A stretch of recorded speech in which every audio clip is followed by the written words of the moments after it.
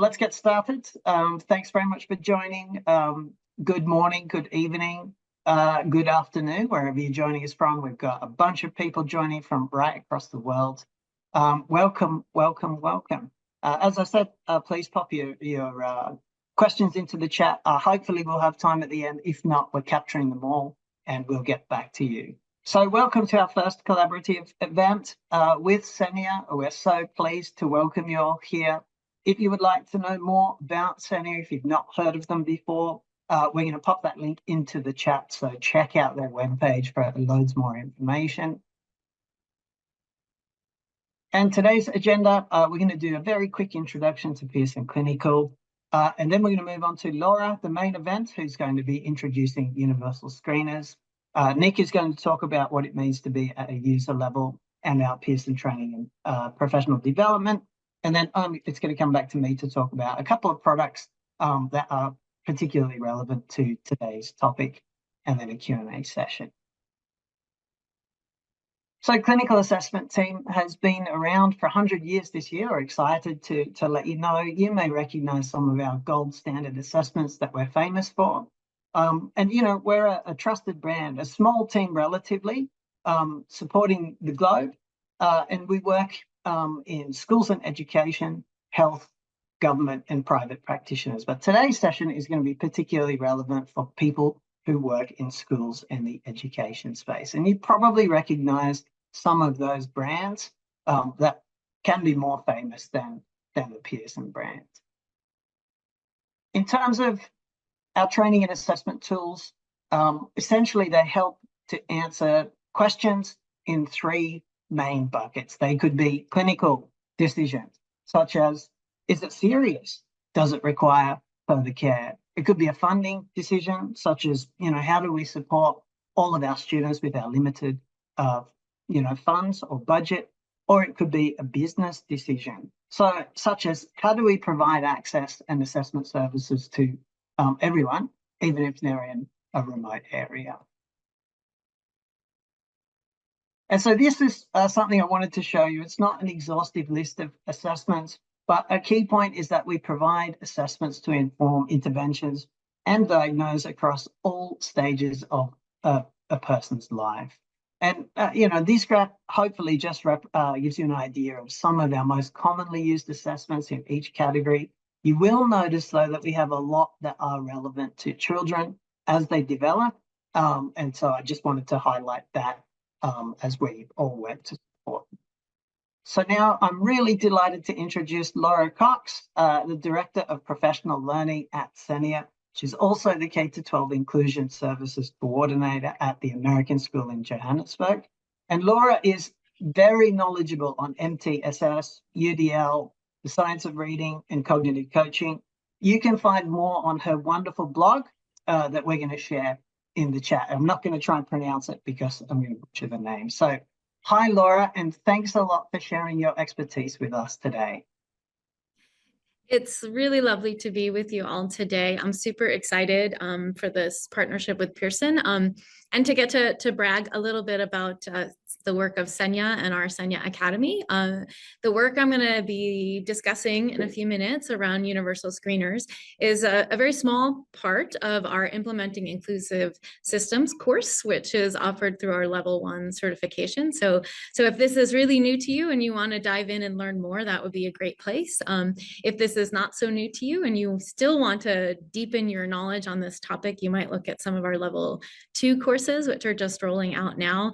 And if you're brand new to all of this, maybe you're a paraprofessional teaching assistant, we do offer some courses on that front as well. So we're super excited as we grow our Senia Academy around professional learning to develop these connections with you all to support our colleagues around the world in learning more about how to, within their schools, be more inclusive to a wider range of learner.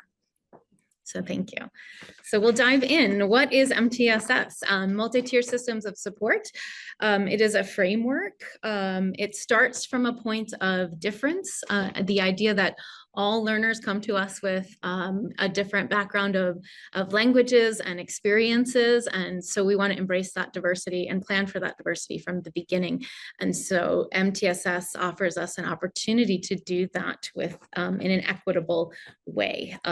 It's helping us move away from that medical model of diagnosing where you're saying, oh, there's something wrong with you as an individual, and rather there's an architectural flaw in our schools that make it difficult for you in some way or another. And so this helps us to address those architectural flaws, moving into that social model of understanding neurodiversity and disability.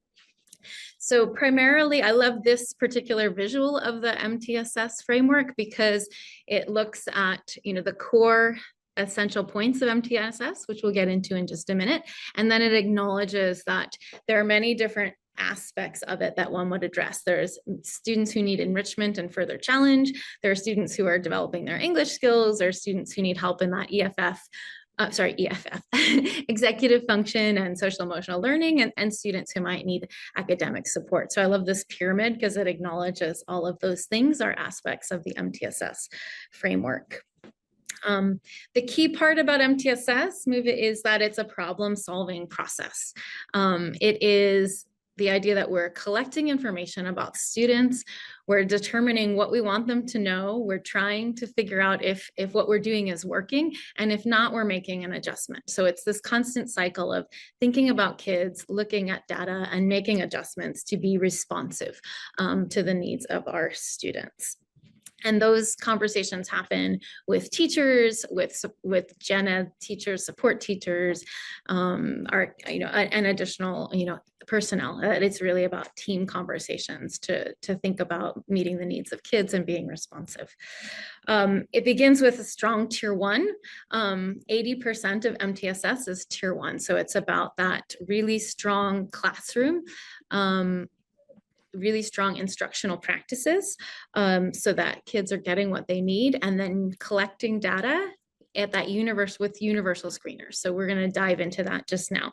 It's really important that you're using screeners on a regular basis to ensure that what you're doing is having the impact you want, right? We teach and teach, but we need to know that what we're teaching is having impact on the students, and universal screeners are essential for helping us to do that, and then to adjust our planning based on the data that we're getting back about our kiddos.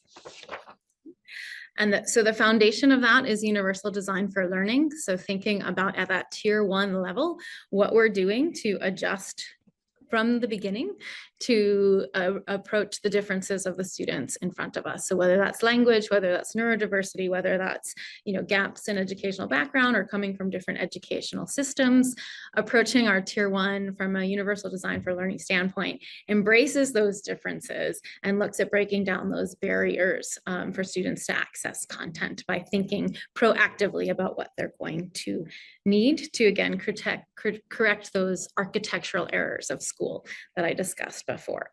So let's look a little further into the different tiers. And so the beauty of MTSS is that it's responsive, right? So as we're collecting that universal data, we're making decisions about the whole cohort of students, and then we're moving into adjusting and responding with ever increasing intensity and frequency at a tier 2 or tier 3 level. So it's just the idea that tier 1 is for all students, tier 2 is for some, and then tier 3 is for that smaller group of students that needs much more intensity. So we'll use universal screening data to really assist us with those decisions about moving from tier to tier for supporting students. And typically, we look at our core. See, can you move on to the next slide, please? Yeah, so the difference between tier 1 is that is for all students. And then as our universal data is saying, oh, we're not quite having the effect that we want with this student or that student, we want to move into rapidly responding and adjusting instruction to meet their needs more effectively. And so when we look at that tier 1, that's where we're looking at. I'll start to talk a little bit more specifically about our example of the American International School of Johannesburg. When we were looking at our tier 1 a couple of years ago, and I'm going to speak specifically about literacy as an example, we realized that we didn't have a strong enough core phonics program to meet the needs of our students. And so we were finding that a very large percentage of our cohort wasn't making the gains in reading that we would expect, and we identified that as the tier 1 challenge. And so we implemented the Foundations as our tier 1 phonics program. So that's an example of like really using data to determine that as a cohort, there was something missing in our programming. That wasn't meeting the needs. And so we made an adjustment to the entire cohort of our curriculum at that tier 1 level. And the universal screeners really assisted us in identifying that that was the core challenge we were seeing when we looked at the reading data of our students. So let's delve a little bit more into the nitty-gritty of some reading data. Don't worry about all of the bits and pieces there. I'm going to summarize for you. But this is just what once we identified that we weren't seeing the reading progress that we wanted, we looked at our tier 1 instruction, added Foundations, and then we identified that we didn't have all of the universal screening data we would have needed. So we identified which additional data was required to understand our learners. And we put a few more pieces in place there. And then we started to look at the cohort of data, and we identified by looking at all of the students' data and how they were progressing in their reading at the start of the year, that we needed to make even further adjustments at our tier 1. And I want to thank Mary Donahue, who was one of our learning support teachers here a few years ago, who really assisted with a lot of this work. So we collected data, and then we moved into analyzing it with an impact teams approach. So the impact teams is a framework that has a lot of protocols. You can jump to the next slide, please. Where there's protocols for analyzing data. So we took that data and then we started to ask some of these questions. What are the strengths of our cohort? What challenges are we seeing? What discrepancies are we seeing? So how do we need to adjust what we're doing to meet their needs? So you can jump to the next slide. What we identified in summary, I think maybe there's supposed to be some circles as you click, is that we had a group of students that were performing slightly below grade level, that a lot of our students needed additional instruction around summarizing, and some needed additional help around fluency and oral reading. So our universal screening data gave us that granular detail to be able to adjust our instruction going forward. So you can go on to the next slide, please. And this is what we started to do then at the tier 1 level for all students. We began to integrate more work around looking at the text in our read alouds, in our workshops around reading. We taught and modeled fluency and oral reading rate, and we implemented more summarizing lessons and more summarizing practice so that students could have more opportunities to engage with that. And again, that's because we had that screening data that told us that this is what our students need. So we made that adjustment to the core instruction for all students. Then we started to look at, okay, that's all of the students need that.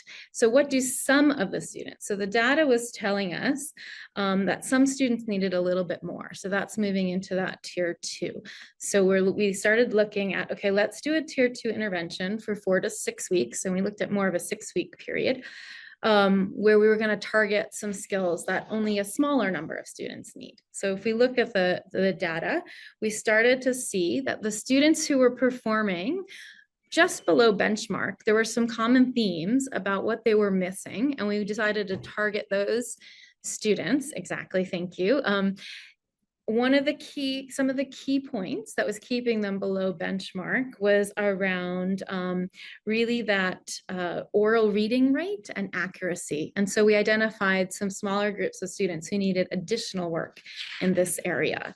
And then we structured some groups, and I'm just going to kind of move a little faster through this because it's a lot of detail, but we started to structure groups then, right? So all students had guided reading twice a week.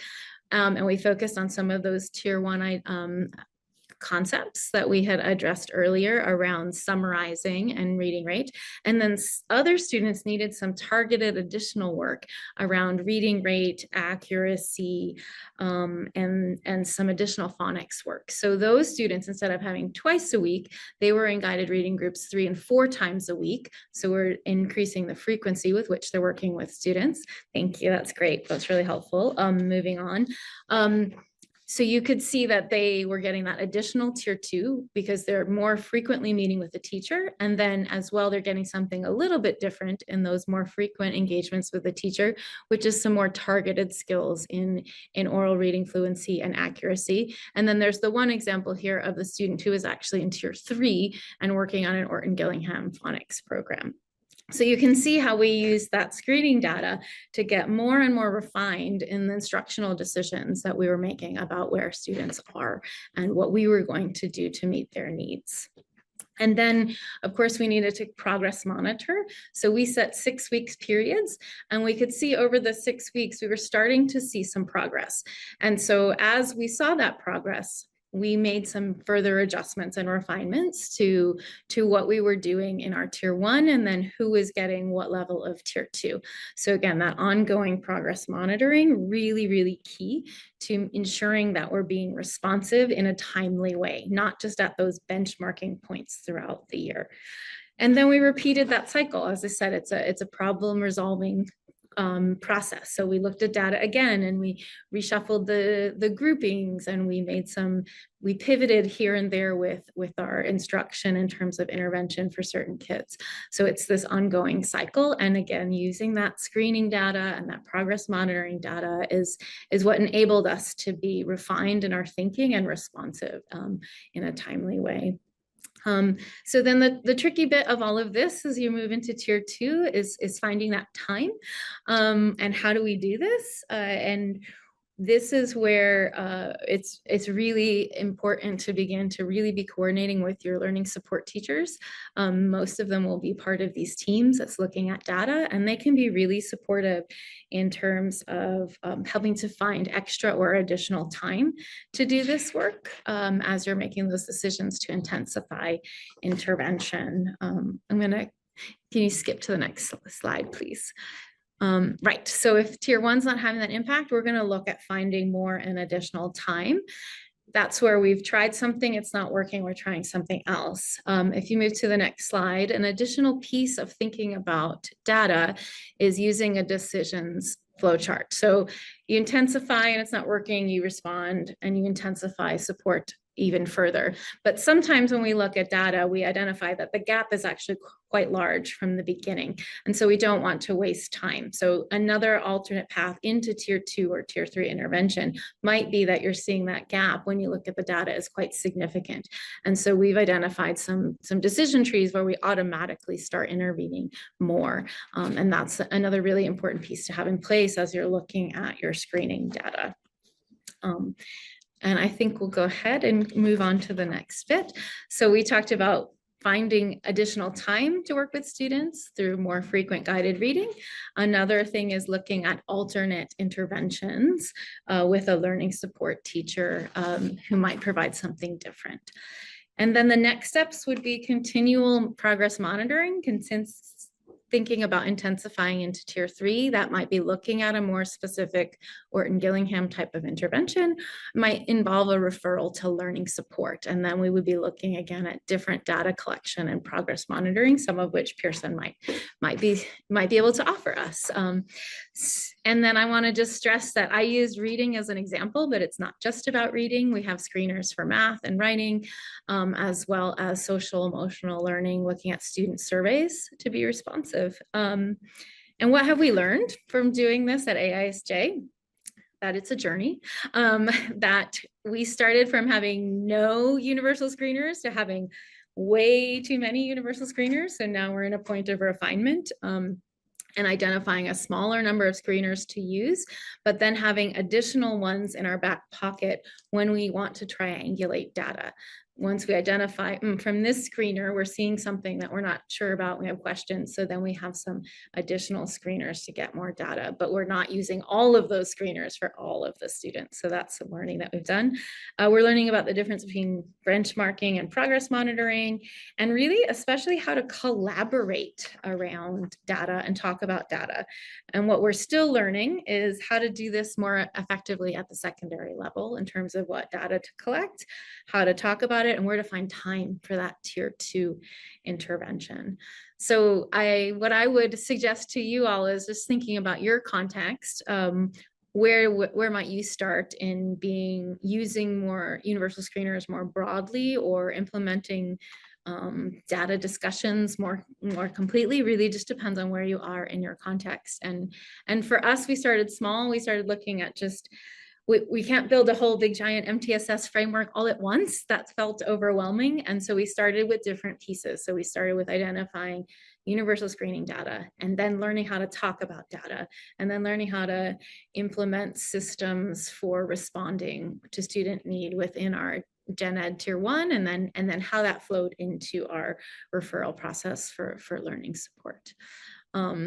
So I think it's just thinking about your context, and I think universal screeners and some of what Pearson ordered is going to speak about now might assist you as you think about that process.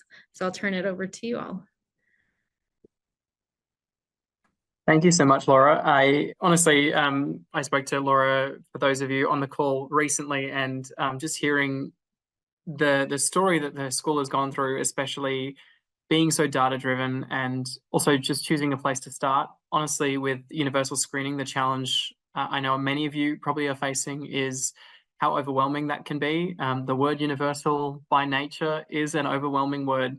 The benefit obviously is when you start somewhere, you can make it as small and as able as you're able to undertake. So what the outcome we're looking for here is hopefully to give you a few places that you might be able to start. Obviously, Laura started with reading.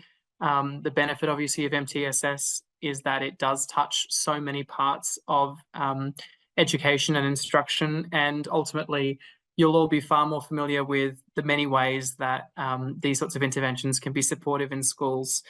What I'd like to speak to here is where there's potentially an integration point with the Pearson clinical offering. Some of you may be familiar with Pearson in many ways. Obviously, we are a multifaceted beast. I am head of professional learning for Pearson across APAC, and was a former teacher myself. So my introduction to Pearson was largely driven through their resources as opposed to their diagnostic tools. But I can honestly say, since having that familiarity now with those diagnostic tools, the usefulness for the brand in schools is far more around assessment than it ever has been for me previously. So I'm hopeful that is a starting point. What I'd like to speak to you about on the next slide is really where we come from a training business perspective. As Laura mentioned before, there's plenty of resources that are available to you in schools. And I don't want to sound unbiased, but you can genuinely start anywhere. Start with the school resource that you have available to you. You don't necessarily need to spend new or potentially money you don't have to buy new resources to start somewhere. The most important thing from our perspective is that you have a common language across the school. And that's certainly what we've seen across a number of different partners that we work with in different regions. The most successful ones tend to have that common language across who they work with and all of them across their schools. Training does help that. Obviously, I am in charge of professional learning for Pearson, and what I was hoping to speak to you a little bit about today is where you may struggle with acquiring that common language across your school. If you're the champion in your school, what sorts of resources might be available to you to try to either claw some of that time back or to be more efficient where you can be using some of our screeners and assessments. What we offer as far as Pearson goes, you'll be very familiar at the start. Ben mentioned that clinical is known widely for industry-leading assessment. They're perfect. Essentially, those assessments in the education space probably are centered around things like the Wyatt, the Wechsler tools, if you're familiar with those, our achievement tests, and obviously some of our cognitive screeners as well. And our training offers you a way to sort of take your understanding of the application of those tools a lot further, particularly because they're so widely known in education settings. The second sort of category that I like to speak to is more the complexity of some of our tools.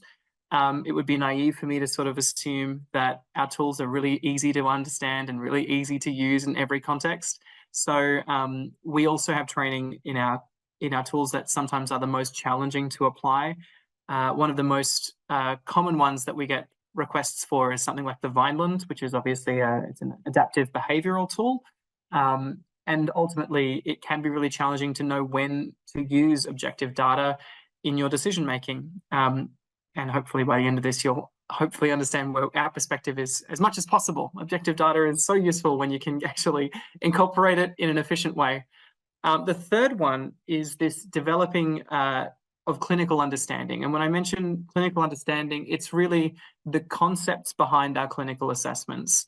Those concepts really are focusing on that objective measurement to truly understand the strengths and areas of challenge that an individual might be facing in their learning journeys. We sort of bring that clinical understanding and that sort of rigor, I suppose, to what might be a learning adjustment cycle, particularly when we look at MTSS or response to intervention. It's really hard to make effective decisions without objective data. Using that objective data and then applying your subjective judgment to that context is where the sort of real secret sauce is. And our hope is that through some of these training opportunities, as well as the assessments that we provide, we can really take that clinical understanding of using objective measurement in a really practical and useful way, can actually take that, that journey of a student's learning a lot further, and your understanding of student learning a lot further as well. So obviously we spoke a little bit about response to intervention and Pearson Clinical. There's just some posing questions here. We noticed particularly, obviously, Pearson Clinical come from that tier 3 down. We're very known in our psychologist space. We're known within allied health, and we're also known a lot within the special education space. We're less known as far as clinical diagnostic tools go within that tier 1 screening space. So certainly our focal point is really on the specialist. But that does not mean that our tools are exclusively for the specialist. And I think one thing we're certainly trying to change the perception of is that really only a specialist can use these tools to make decisions about student learning. The one that I'd really like to call out of those questions that we have there is really the first one, which is that you as teachers or as educators in classrooms now, when you start to identify that potentially there is a need for a student to receive further assistance, if you don't have a current process in place for what that assistance might look like without a specialist, how long does that assistance take before it comes back to you? And to be frank, again, we've noticed that the assistance that does come back is very rarely learning based. It's quite often diagnostically driven. If it's a psychologist, it might be very specific to that individual, but the application for how that student might learn is really, really absent from a lot of those sorts of reports. I hope that it's not too confronting for people that might be working in that space. Certainly we notice that across our markets. So where we think we can help is really to broaden the capacity of that tier 2 space, so that essentially our tier 1, our general core instructors, those people who are working across universal screening, who are starting to be driven by data, have more resource within tier 2, whether that's potentially roles like the people who are attending this sort of session, who are learning from this sort of space, who can actually better to improve the capacity of tier 1 to have conversations about student data and to be data driven as opposed to I don't want to say hunch driven, but let's go with subjectively driven is probably the way that I would put it. Where we've seen the most success is when a school, as I say, employs those common language principles across both tier 1 and tier 2 to speak about needing data to make decisions, and really improving the capacity of that tier 2 space, which can often be quite an isolated role within schools, to ensure that there's a team available to work, to collaborate, to discuss individuals and make decisions about student learning without the need necessarily to refer out to a specialist. What that looks like in practice is actually on the next slide. And it speaks a little bit to our user level structure. So you'll notice, as I say, we've gone top down from Pearson Clinical, mainly because of where our core market is. That's in that user level C space. But where we see the most potential to support practitioners is in that user level B space. So that is essentially people working within the sort of therapeutic, for lack of a better term, space. It doesn't mean therapy in a psychologist sense. It purely means informed instruction, making sure that any decision you're making is made with that objective data, and essentially ensuring that any further referral to a psychologist has enough data behind it to justify that referral, to ensure that that person hopefully doesn't end up spending 12 months to 18 months waiting in a pipeline to see a specialist before they're actually provided with any sort of learning plan or assistance or diagnostic criteria. That can support a huge broadening of the capacity in that user level B.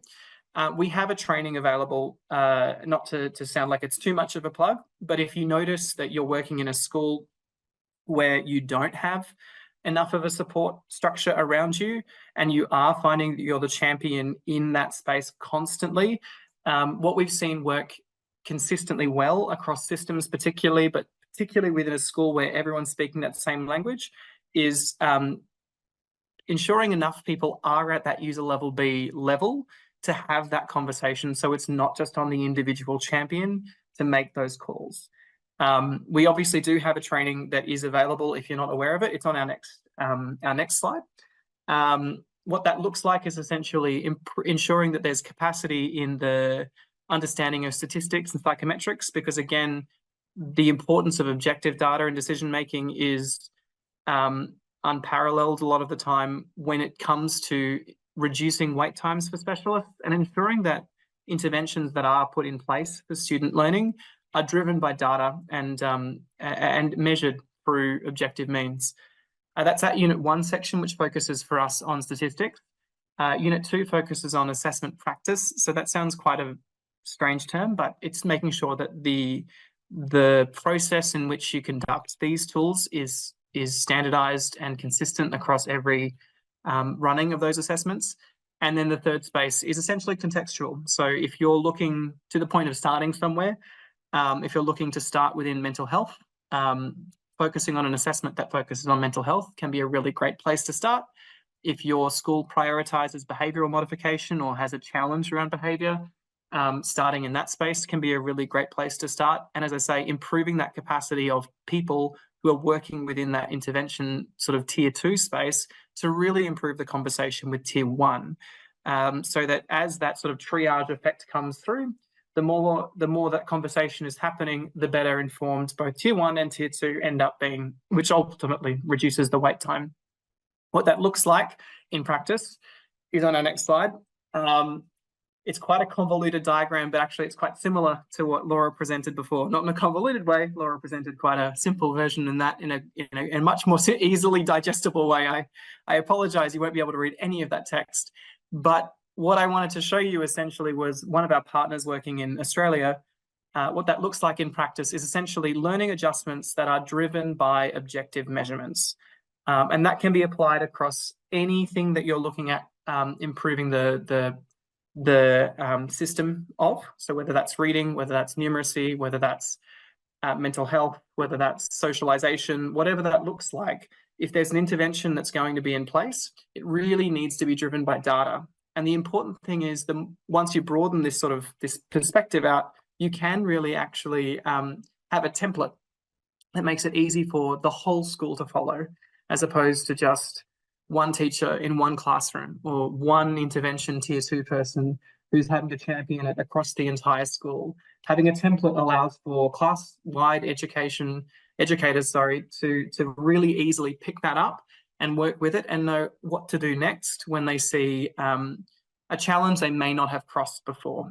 So these are sorts of the results that we're starting to see from our systems that have deployed this pretty broadly. So we're starting to see both a significant reduction in wait times for specialists when this universal screening and improved therapeutic assessment start to take hold across the system. We're certainly seeing a much quicker intervention being put in place for students that do need support.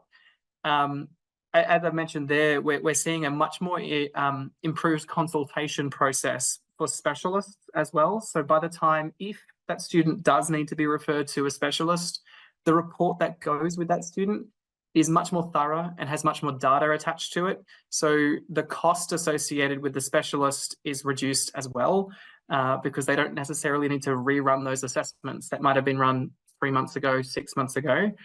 They've got data to work with, which hopefully is their job, is to be diagnostic and focusing on the data themselves. So taking that away from them really improves the school's capacity to actually broaden what their role is within student learning. And as I said at the start, the challenge is if you're reliant on a specialist to provide you with learning instruction conversations, you might be waiting a while. I haven't seen very much come back that is going to be too focused on learning. It's much more focused on diagnostics.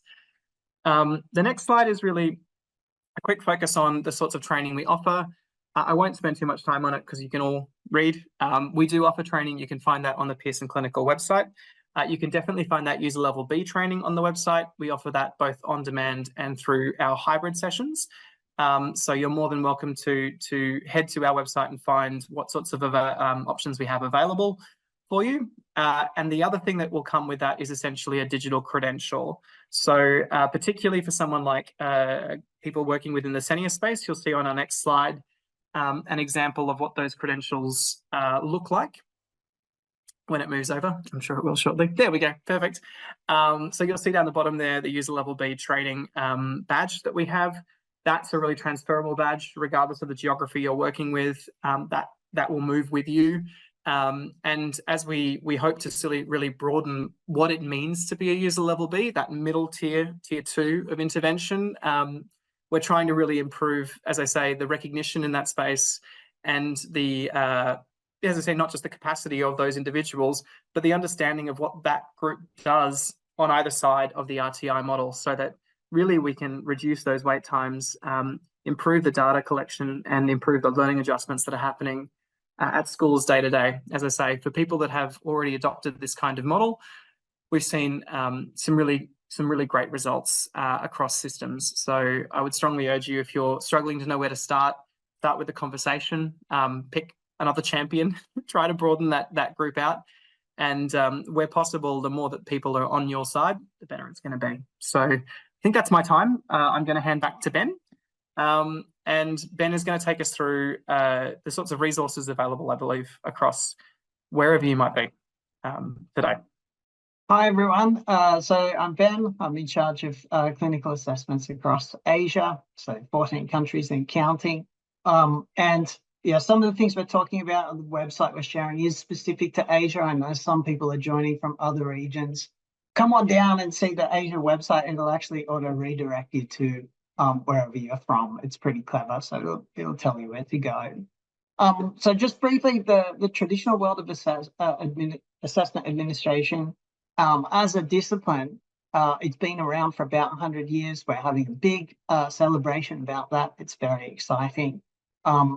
Since that time, we've made a lot of progress, but generally speaking, the way that you administer assessments hasn't really changed much since the 1930s. So we know we have to get with the times.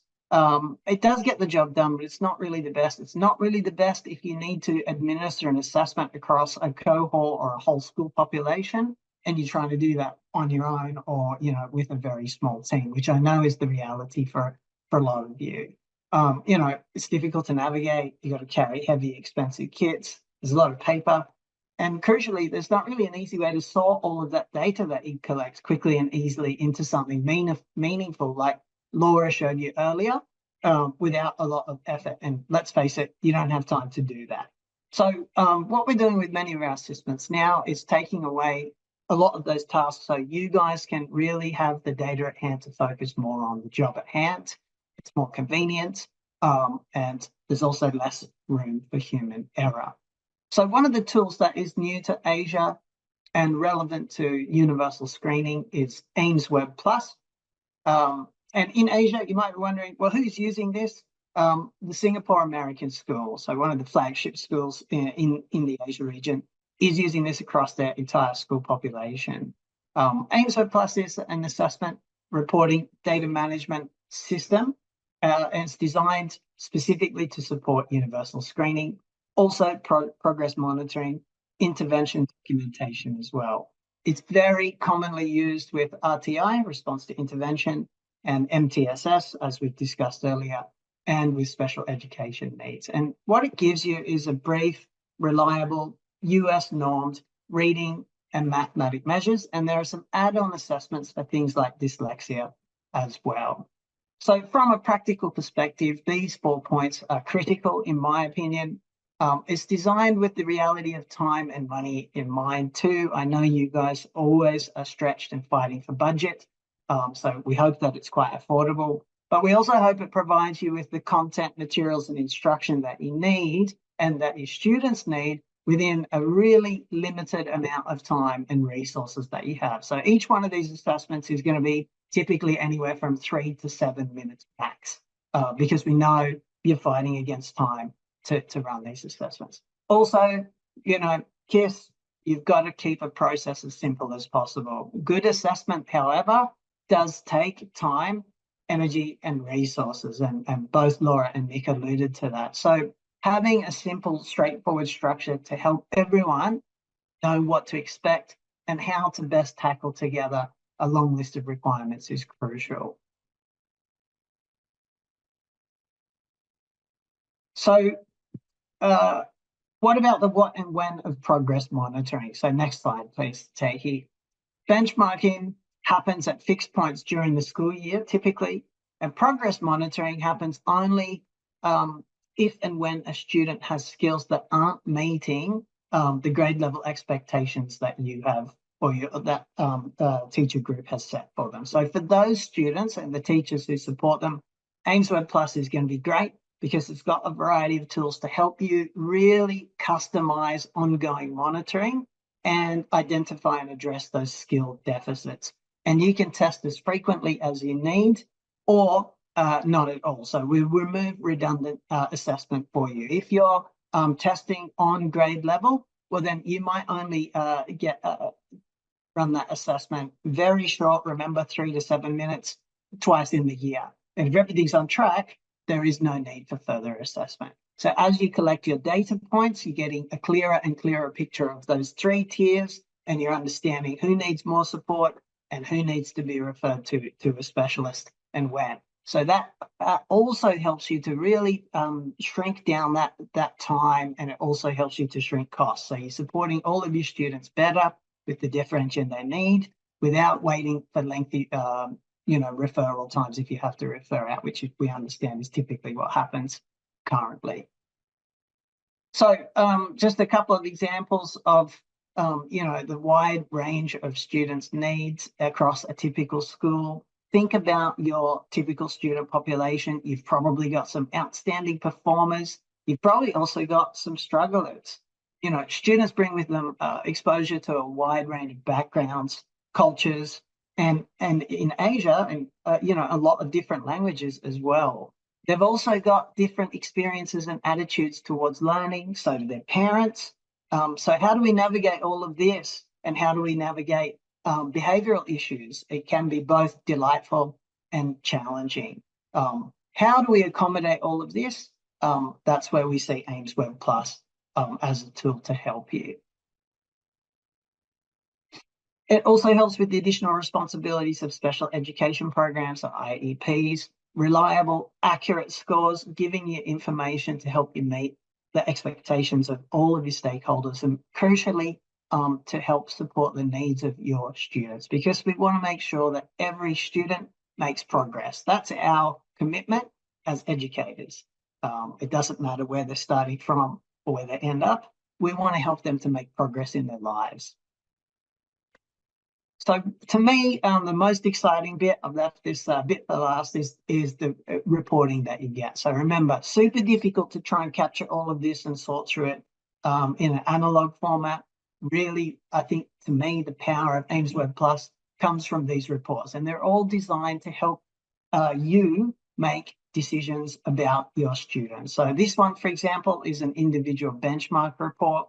It's going to track a student's scores over a period. Hopefully, as you get more data points, you can see average, whether they're on average, below or above. that student's trajectory of growth is hopefully what we want to see. But if not, it's going to identify and inform interventions, instruction that may be needed. So questions we can ask is this student on track to meet their goals? And we adjust from there. Also, this report could be used for a class or a school level decision. So again, super helpful for making decisions. This particular report is going to help you to map data at a systems level across a whole school, a cohort, or a class, and then we can drill down into individual students. Notice that it looks very similar to what Laura had created and showed us. Something like this is going to be good.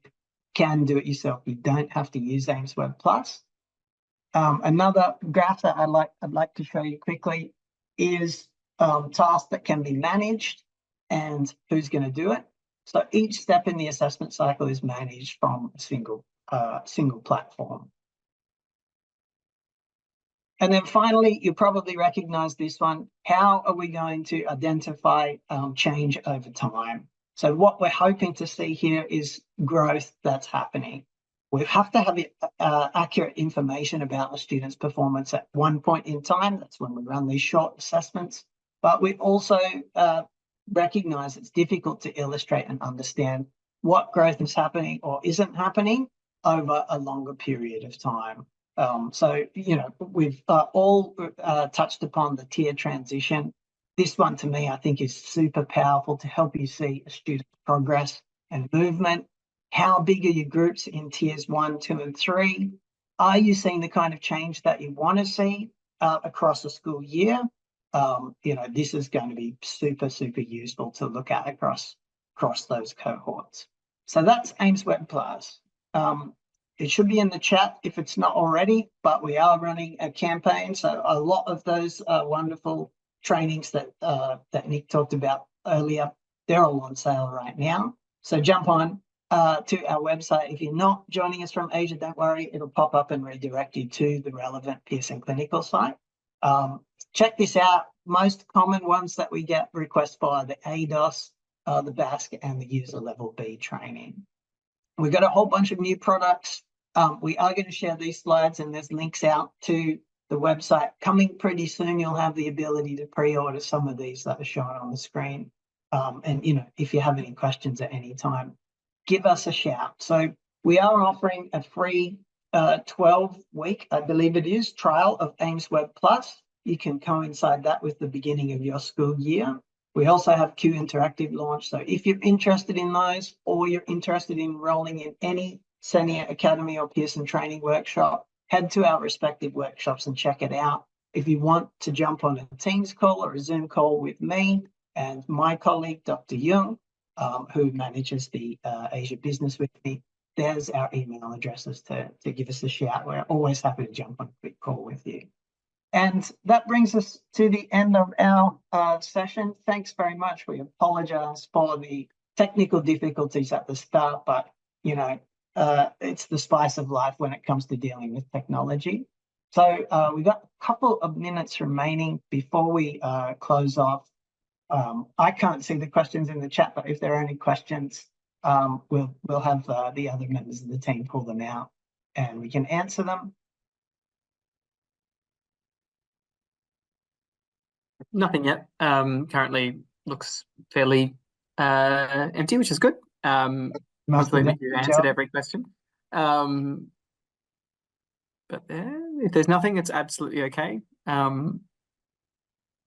We will wait until 7 o'clock in Australia time, which is in the next 2 minutes, and then we'll go.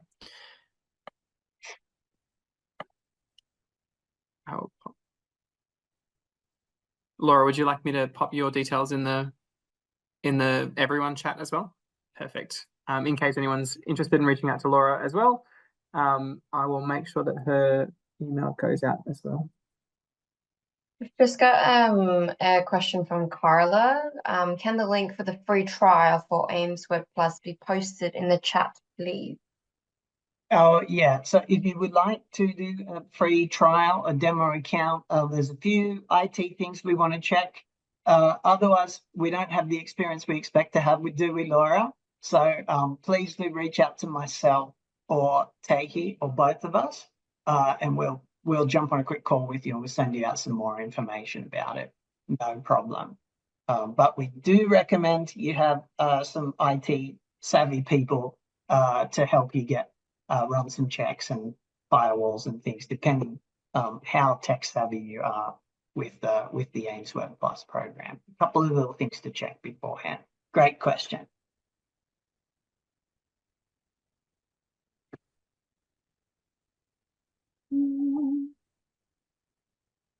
Awesome. It looks like we're right on time. So thank you so much, everybody, for joining. Thanks very much to Senia, and particularly to Laura, Andrea, and Laurie for helping us to make this dream a reality.